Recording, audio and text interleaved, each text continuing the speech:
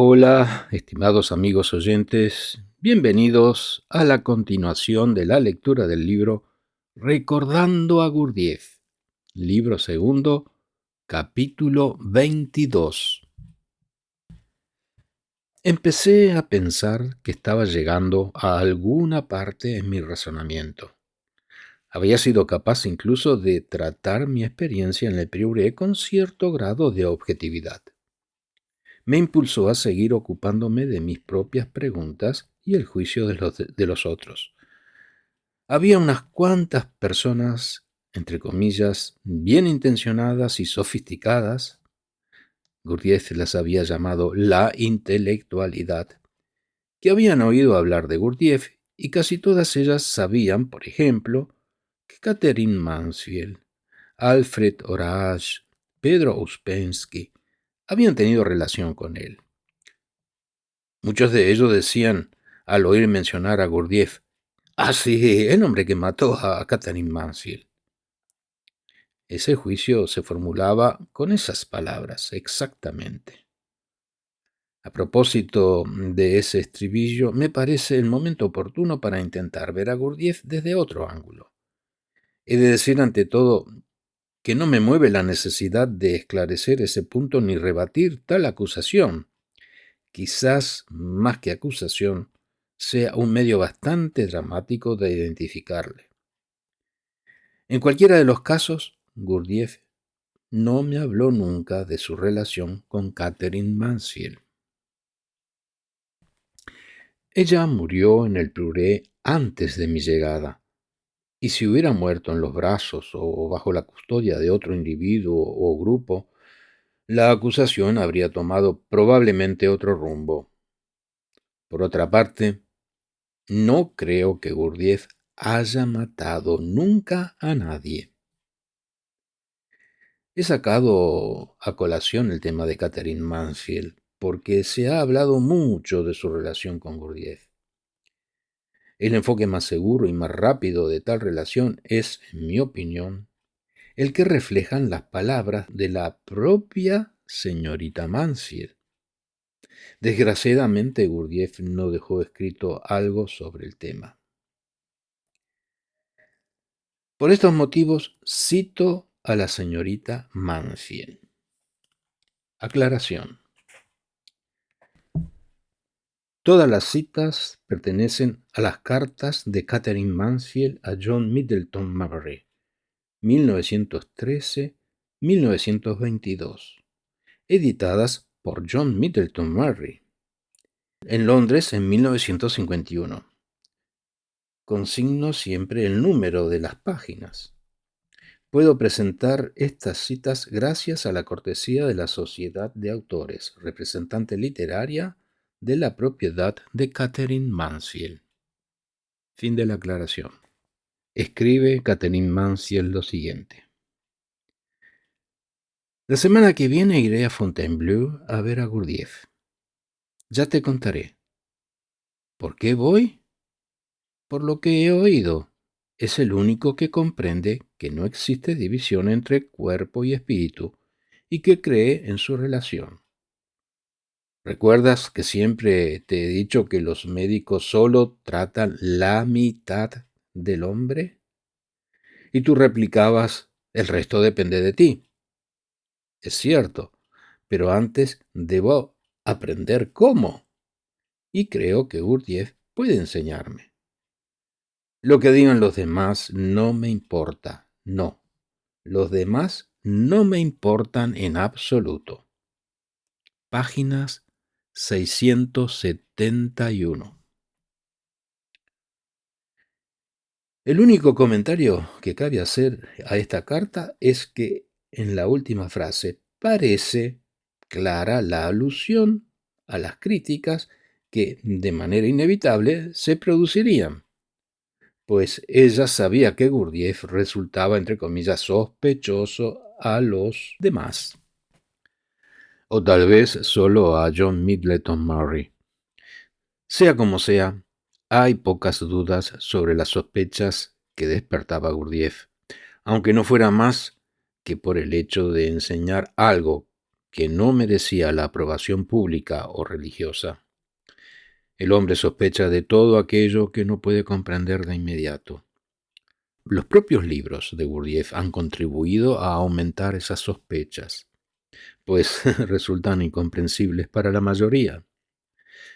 Pero volvamos a Catherine Mansfield, diciendo: Gurdjieff no es en modo alguno como yo esperaba. Es lo que cada uno quiera pensar de él. Sin embargo, tengo una total confianza en que me puede poner en buen camino, tanto en lo físico como en lo espiritual. Páginas 676, 677.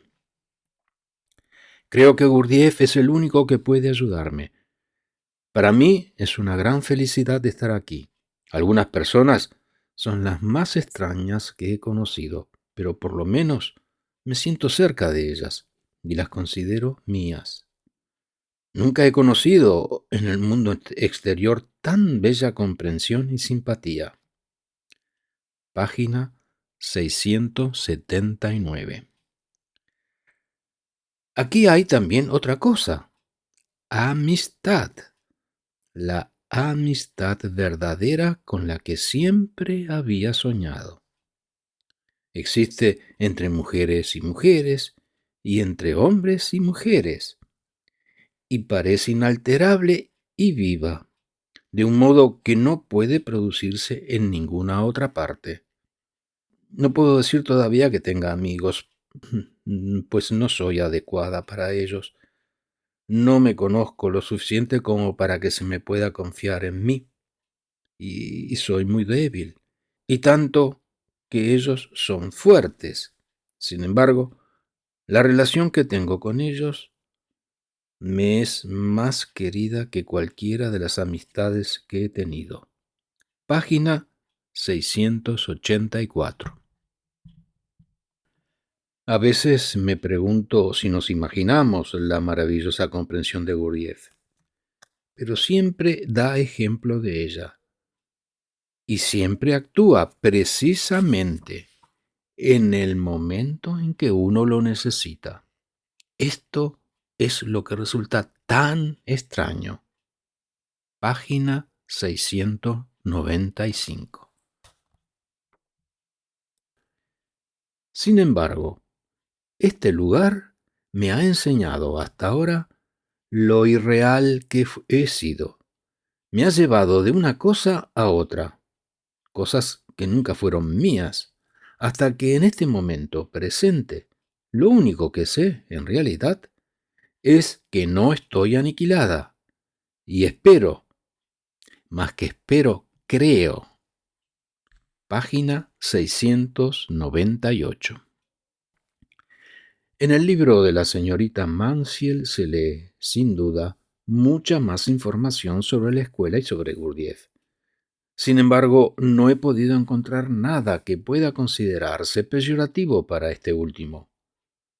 Habla Catherine Mansfield de las dificultades y el sufrimiento que experimentó en la escuela, pero parece imposible que un lector objetivo llegue a la conclusión de que ella intentaba evitar tales experiencias. No hay duda de que las encontraba llenas de significado y propósito. Además del testimonio de la señorita Mansfield sobre Gurdjieff, me parece pertinente e interesante una nota editorial escrita por John Middleton Murray al final del libro. Abro la cita.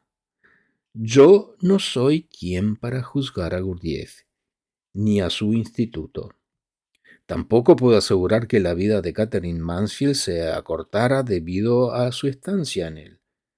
Pero de una cosa estoy persuadido. Catherine hizo del instituto de Gurdjieff un instrumento para el proceso de su autodestrucción necesario al renacer espiritual, gracias al que entramos en el reino del amor. Estoy seguro de que alcanzó su propósito y que el instituto se prestaba a ello. No me atrevo a decir más, ni debo hacerlo. Fin de la cita. Fueran cuales fueran las intenciones del señor Murray, este párrafo expresa sin duda alguna un juicio, y por cierto, un juicio muy extraño, o al menos peculiar. Para cualquier persona seria, la entrada en el, entre comillas, reino del amor no puede parecer algo indeseable. Antes bien, en cierto sentido, es la cosa más deseable de todas. Lo mismo puede decirse del renacer espiritual. Queda aún la palabra, entre comillas, autodestrucción. Si la autodestrucción no es sino el medio para lograr el renacer espiritual, solo se puede recomendar el proceso si lo que sugiere el señor Murray y el tono general del párrafo parece indicar que tal es el caso, es que Catherine Mansfield consiguió la muerte física, es decir, una especie de suicidio. Tal vez haya que cuestionar esa sugerencia. El lector podrá, como lo han hecho muchos otros, llegar a su propia conclusión. Pero, desde luego hay un pero. Catherine Mansfield estaba gravemente enferma cuando entró en el Priouré. Su relación con su marido, el señor Murray, hacía tiempo que era como mínimo, entre comillas, difícil, como indican las cartas. Aún así puedo comprender que el señor Murray no deseara que su esposa muriera. Por otra parte, si a la hora de su muerte hubiera sido Catherine Mansfield una anciana, dudo mucho que se hubiera formulado la velada acusación según la cual Gurdjieff y el instituto contribuyeron de algún modo a su muerte, o si se convirtieron en útil instrumento de suicidio. Para mí, todo se reduce a algo muy sencillo. Fue una desgracia que Catherine Mansfield, escritora de gran talento, muriese cuando era tan joven. Sin embargo, ¿fue en realidad una desgracia? ¿Es de lamentar los libros que nunca se escribieron? ¿Podemos lamentar una vida que no se vivió? Tal vez se puedan lamentar con lógica esas cosas en caso de accidente. El descarrilamiento de un tren o un choque de automóvil, un asesinato. Pero cabe la duda ante el caso del suicidio, que es algo que la propia víctima ha deseado. Sin embargo, si Catherine Mansfield entró en el, entre comillas, reino del amor y logró el, entre comillas, renacer espiritual, nótese que el señor Murray dice claramente: estoy seguro de que alcanzó su propósito. ¿Podía acaso aspirar a otra cosa? ¿Tiene cualquiera que sopese estas preguntas una opción que le parezca preferible? De hecho, la afirmación del señor Murray es un extraordinario tributo cristiano a Gurdjieff, de tal magnitud que no estoy seguro de que Gurdjieff lo mereciera. No estoy tan convencido como el señor Murray de que Catherine Mansfield entrase en el reino del amor, o en el más allá, como yo interpreto sus palabras. Creo que su testimonio indica al menos que encontró no un reino, sino un mundo de amistad y realidad que para ella significó mucho, pero que no significa logro algunos. Además del testimonio de la señorita Mansfield y del señor Murray, Pedro Uspensky, que no se dejó engañar, entre comillas, por Gurdjieff, como demuestran sus propios libros, dijo sobre el tema de la relación de la señorita Mansfield con Gurdjieff lo siguiente. Cita tomada del libro Fragmentos de una enseñanza desconocida. Escribe Uspensky: llegué al castillo del Priouré por primera vez a finales de octubre o principio de 1922. Recuerdo una conversación que mantuve con la señorita Mansfield, que entonces residía allí. Tuvo lugar solo 3 semanas antes de su muerte. Yo le había dado la dirección de Gurdjieff. Había asistido a 2 o 3 de mis conferencias cuando vino a comunicarme que se iba a París. Me dijo que un médico ruso curaba la tuberculosis tratando el vaso con rayos X. Por supuesto, no pude decirle nada acerca de esa cuestión. En realidad, me parecía ya a 2 pasos de la muerte, y creo que ella lo sabía. Lo sorprendente era su ánimo y su deseo de aprovechar lo mejor posible sus últimos días y de encontrar la verdad, cuya presencia percibía claramente, pero se veía incapaz de alcanzar. Me pareció que no debía volver a verla, pero no pude negarme cuando me pidió la dirección de mis amigos de París, con los que podía hablar de las cosas de las que había hablado o tratado conmigo. También por ese motivo volví a verla en el Pruré. Estuvimos sentados por la noche en uno de los salones y ella me habló con una voz tan débil que parecía provenir del vacío, pero que no resultaba desagradable. Dijo: sé que todo esto es verdad y que no hay ninguna otra verdad. Usted sabe que desde hace mucho tiempo considero a todos los seres humanos como náufragos que se han visto arrojados por el mar a una isla desierta, pero que aún lo ignoran. Sin embargo, la gente que vive aquí lo sabe. Los demás creen todavía que llegará una ola mañana y los llevará de nuevo a su antigua vida. Estos ya saben que lo antiguo nunca volverá. Estoy muy contenta de encontrarme aquí, dice Ouspensky. Y cuando llegué a Londres me enteré de su muerte. Gurdjieff fue muy bueno con ella y no insistió en que se marchara, aunque no cabía duda de que iba a morir.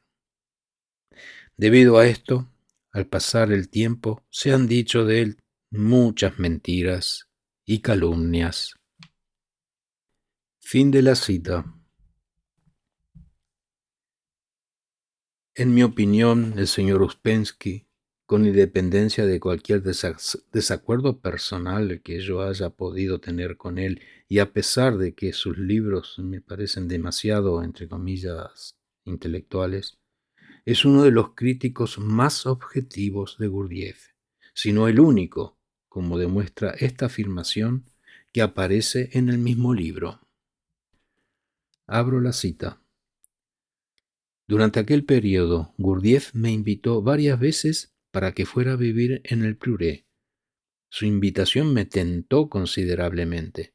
Al mismo tiempo, no podía dejar de ver, como había visto en Essentuki en 1918, que habían muchos elementos destructivos en la misma organización del asunto y que tenían que desaparecer. Fin de la cita. En un intento final de ser completamente justo con el señor Murray y con quien todavía creen que Gurdjieff, entre comillas, mató a la señorita Mansfield, habremos de volver al Prieuré y al propio Gurdjieff. Cuando trabajé por primera vez en el Prieuré, en los establos, cuidando el caballo y el burro, me sentía igual que se habría sentido cualquier otro niño, fascinado e interesado por la estrecha escalera que conducía a una pequeña plataforma situada encima de los establos, y sobre la plataforma había en el techo retratos de numerosos animales y aves, todos ellos caricaturas de los amigos que Catherine Mansfield tenía en el Prieuré y que había pintado, según me dijeron, Alexander de Salzmann. Como muchas de las personas caricaturizadas eran estudiantes del Prioré, me divertía tratar de identificarlas. Nadie quería decirme quiénes eran. Por otra parte, también debido a mi corta edad, me gustaba representar el papel de inválido y me tendía en la cama estrecha de la señorita Mansfield, con el olor y el ruido que hacían los animales abajo, y arriba con las fantasías creadas por las personas con rostro de rasgos animales. A los 11 años había oído algunas críticas contra Gurdjieff en el sentido de que, entre comillas, había matado a Catherine Mansfield. Y me sorprendió mucho comprobar que todos los estudiantes mayores y el propio Gurdjieff hablaban de ella con mucho afecto y tristeza. Por otra parte, una de mis primeras excursiones por los terrenos que rodeaban en el Prioré fue para visitar la tumba de la señorita Mansfield, situada en un pequeño cementerio de Avon, en compañía de los amigos a quienes había conocido recientemente. Me parecía difícil creer que Catherine Mansfield hubiera sido desgraciada en el Prioré. Sin embargo, eso no excluye la posibilidad de que Gurdjieff la matara.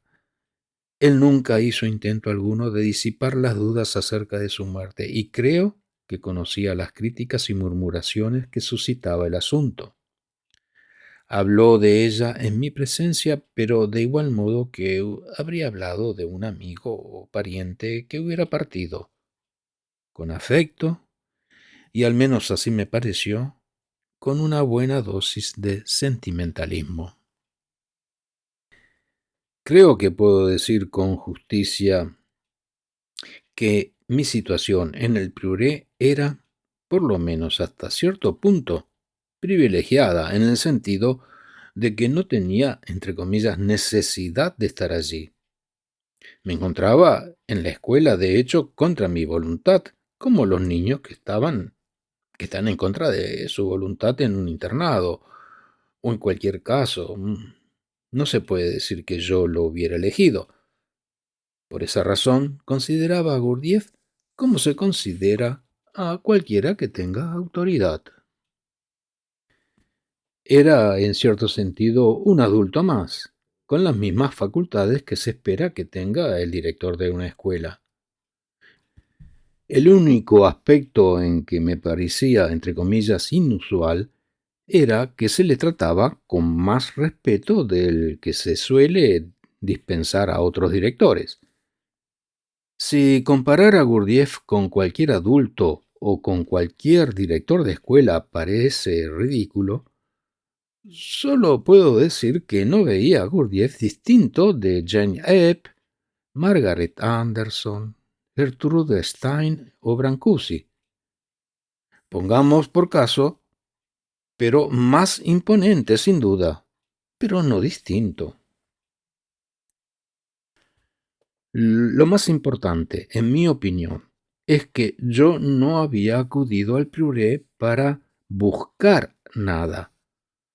Hace poco alguien dijo en mi presencia: Gurdjieff era especial para los desheredados. Tenía una clase de método que atraía a los neuróticos y a las personas insatisfechas que no pueden encontrar respuestas ni solaz en la religión o en la filosofía. No tengo nada que objetar contra esa afirmación. La mayoría de los seguidores y estudiantes del Prioré eran, entre comillas, desheredados, en el sentido de que buscaban una respuesta, una razón, y no les satisfacía lo que habían encontrado antes de descubrir a Gurdjieff. Por consiguiente, como él repetía sin cesar, la insatisfacción era esencial para quienes quisieran seguir su método, lo cual no me sorprende en absoluto. De niño no pude notar nada insólito en el Prioré. Aunque pueda parecer extraño a quienes hayan oído hablar de Gurdjieff y de sus teorías, la vida en el Prioré no encajaba con las concepciones que suelen tenerse sobre lo que había de ser la vida en el Instituto para el Desarrollo Armónico del Hombre. En general, Al menos para los niños, la vida en la escuela era sencilla, incluso elemental, ya que nuestras ocupaciones se relacionaban con el cultivo de los alimentos que consumíamos y con el mantenimiento del orden y de la limpieza del lugar. Para mí, los estudiantes eran una especie de guardianes y personal de mantenimiento.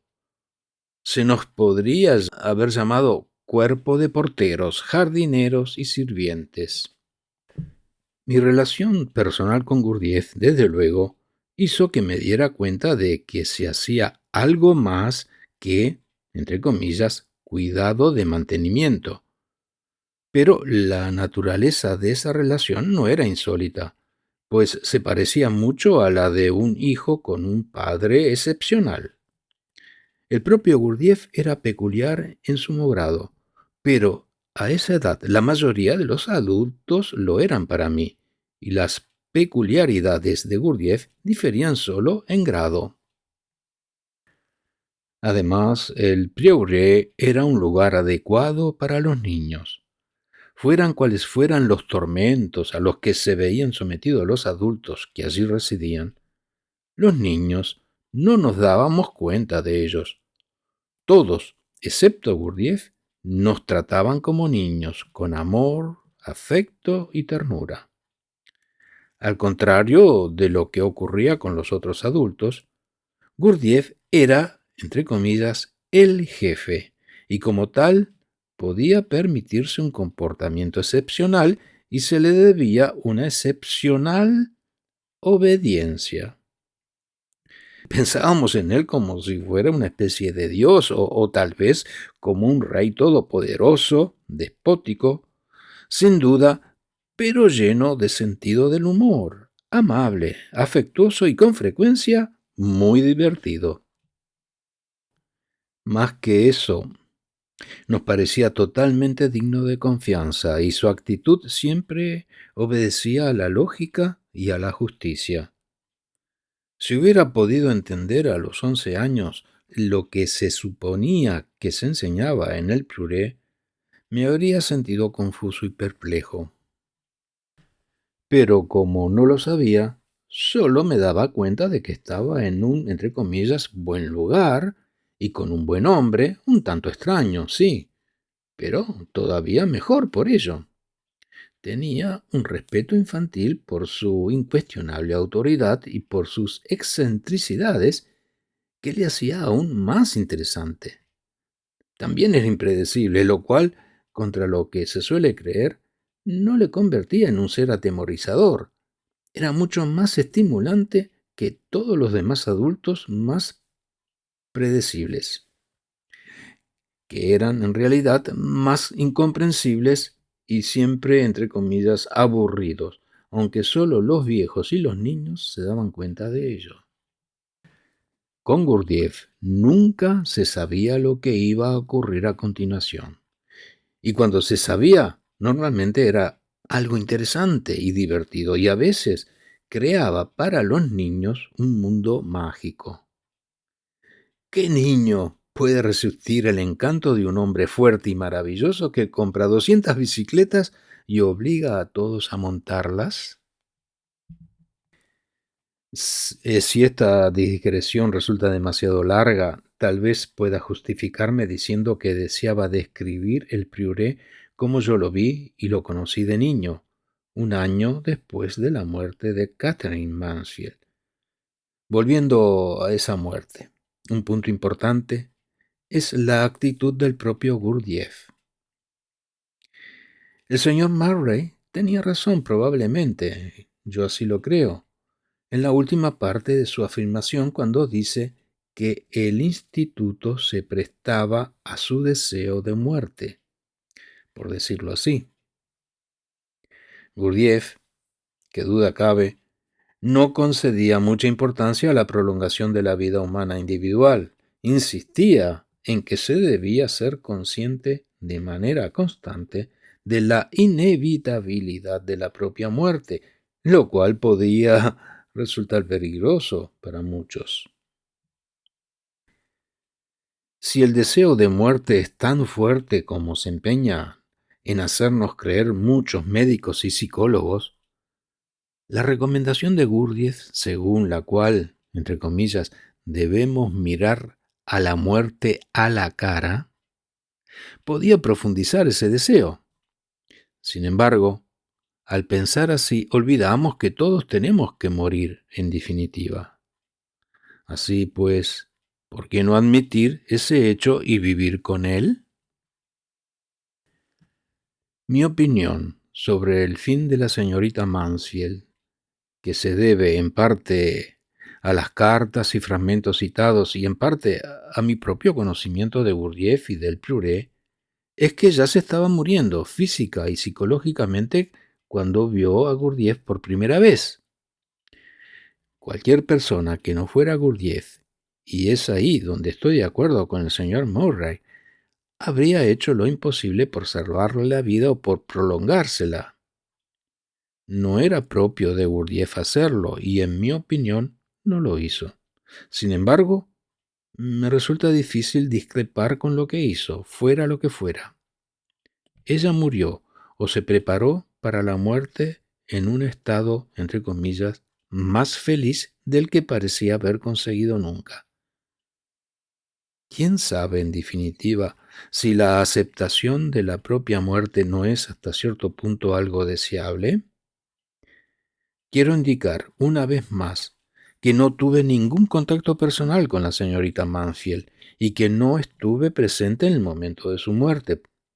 Por otra parte, quiero afirmar también que estoy persuadido de que, entre comillas, el trabajo que Gurdjieff realizó con ella se encaminó a ayudarla a enfrentarse de manera adecuada con la muerte. Por último, no despojemos a Catherine Mansfield de su fuerza y personalidad como ser humano y como escritora suponiendo que estuvo desprovista de control sobre sí misma en los últimos meses de su vida. Aunque no sea más que por sus cartas, que no son ciertamente la de una mujer a la que se está matando poco a poco. Finaliza aquí el capítulo 22 del libro segundo de Recordando a Gurdjieff. Muchas gracias por haber escuchado.